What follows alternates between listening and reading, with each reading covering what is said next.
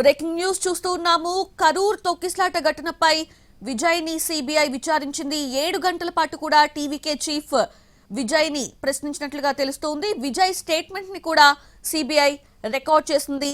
అయితే విజయ్ కి విచారణలో సిబిఐ ప్రశ్నల వర్షం కురిపించినట్లు తెలుస్తోంది. పరిస్థితి అదుపు తప్పిన వెంటనే ఎందుకు వేదికను వదిలి వెళ్లలేదని కూడా ప్రశ్నించింది. అసలు ఆ రోజు సభకు ఎందుకు ఆలస్యంగా వచ్చారని కూడా ప్రశ్నించినట్లుగా తెలుస్తోంది. జనం పెద్ద ఎత్తున తరలి వచ్చే పరిస్థితి ఉన్నా సరే ఎందుకు ఇలా జరిగిందని కూడా ప్రశ్నించినట్లుగా తెలుస్తోంది. లేటెస్ట్ అప్డేట్స్ అందించేందుకు మా ప్రతినిధి రాజు ఢిల్లీ నుంచి జాయిన్ అవుతూ ఉన్నారు. రాజు, ప్రశ్నల వర్షమే కురిపించినట్లు తెలుస్తోంది టీవీకే చీఫ్ మీద. సో ఏంటి అసలు ఎలా సాగింది విచారణ, ఎంతసేపు జరిగింది? సౌజన్య, మొత్తానికి టీవీకే చీఫ్ విజయ్ కి సంబంధించినటువంటి సిబిఐ విచారణ ముగిసింది. దాదాపు 7 గంటల పాటు ఈ విచారణ జరిగింది. ఈ విచారణ ముఖ్యంగా ఏదైతే తమిళనాడులో ఉన్నటువంటి కరూర్లో తొక్కిసలాట జరగడం, 41 మంది చనిపోవడమే కాకుండా ఎంతో మందికి గాయాలు కూడా అయ్యాయి. సో ఈ ఘటన సెప్టెంబర్ 27 గత ఏడాది జరిగింది. సో ఈ ఘటన ఎలా జరిగింది ఏంటి అనే దాని మీద ప్రస్తుతం సిబిఐ విచారణ జరుపుతుంది. అందులో భాగంగా ఇప్పటికే తమిళనాడుకు సంబంధించినటువంటి డీజీపీ, దాంతోపాటు కరూర్ ప్రాంతంలో ఉన్నటువంటి పోలీసు అధికారులను ఇప్పటికే సిబిఐ ప్రశ్నించింది.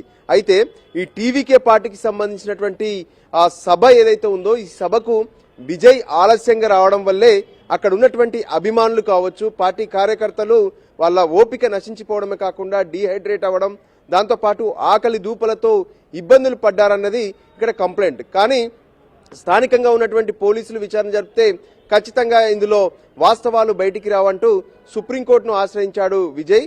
దానికి అనుగుణంగానే సిబిఐ విచారణ కొనసాగుతుంది. అయితే ఈ రోజు ఉదయం నుంచి ఇప్పటి వరకు కూడా విజయ్ ని ఈ కరూర్ సంబంధించినటువంటి ఇష్యూలో పెద్ద ఎత్తున ప్రశ్నల వర్షం కురిపించినట్టుగా తెలుస్తుంది. ఎందుకంటే విజయ్ అనుకున్నటువంటి సమయానికి ఎందుకు ఆ సభకు హాజరు కాలేదు. పైగా విజయ్ కారులో, అంటే ఆ ముందంతా కూడా గందరగోళమైనటువంటి పరిస్థితులు ఉన్నా కానీ కారు పైకి ఎందుకు ఎక్కాల్సి వచ్చింది. తర్వాత ఒకవైపు తొక్కిసలాట జరుగుతూనే ఉన్నా ఆ వేదికను ఎందుకు వదిలిపెట్టి వెళ్ళలేదు. మరోవైపు అదే సమయంలో, అంటే ఒకవైపు గందరగోళం జరుగుతున్నటువంటి సమయంలోనే అక్కడ ఉన్నటువంటి అభిమానులంతా టెన్షన్, ఆ ఉద్రిక్త పరిస్థితులు, తొక్కిసలాట జరుగుతున్నప్పుడే ఎందుకు వాటర్ ప్యాకెట్స్ పంచారు, ఎందుకు ఫుడ్ ప్యాకెట్స్ పంచారు, అంటే దాన్ని మరింత తీవ్రంగా అవడానికి మీరే కృషి చేశారా? ఇంతకీ పోలీసులకు ఇచ్చినటువంటి సమాచారం ఏంటి? ఆ వేదిక కోసం ఎంతమంది వస్తారని ప్లాన్ చేశారు? అక్కడ మీరు తీసుకున్నటువంటి భద్రతాపరమైనటువంటి చర్యలేంటి? సో ఈ విధంగా అన్ని అంశాలను కూడా విజయ్ని ప్రశ్నించారు. విజయ్ సైతం పూర్తి సమాధానాలు ఇచ్చినట్టుగా తెలుస్తుంది. మరోవైపు ఏదైతే ఈ ఘటనకు సంబంధించి తన జీవితంలోనే అత్యంత విషాదకరమైనటువంటి ఘటన అంటూ కూడా గతంలోనే విజయ్ స్పష్టం చేశారు. సో దానికి అనుగుణంగా సిబిఐ విచారణ కాదు, ఏ విచారణకైనా తాను వెనక్కి వెళ్లేది లేదు. ఖచ్చితంగా అన్ని అంశాలను, అన్ని విషయాలను, అంత సమాచారాన్ని కూడా నేను దర్యాప్తు సంస్థలకు ఇస్తానని చెప్పి ఆయన చెప్పారు. దానికి అనుగుణంగానే తన వద్ద ఉన్నటువంటి పూర్తి సమాచారాన్ని ఆయన ఇచ్చినట్టుగా తెలుస్తుంది. అయితే పోలీసులకు ముందే సమాచారం ఇచ్చి తాము వేదికను అంతా కూడా సిద్ధం చేసుకున్నా కానీ కొంత సెక్యూరిటీ ల్యాబ్స్ అనేది జరిగిందనే విషయం పైన కూడా సమాచారం ఇచ్చినట్టుగా తెలుస్తుంది.